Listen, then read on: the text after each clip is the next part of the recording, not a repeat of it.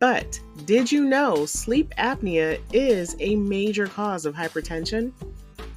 When your breathing stops repeatedly during the night, your body panics, triggering stress hormones and increasing blood pressure. Over time, this strains your heart and arteries, making high blood pressure worse or even causing it in women who never had it before. Here are the facts.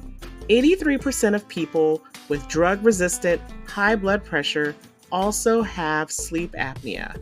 Black women have some of the highest rates of untreated hypertension, and sleep apnea could be one of those reasons why.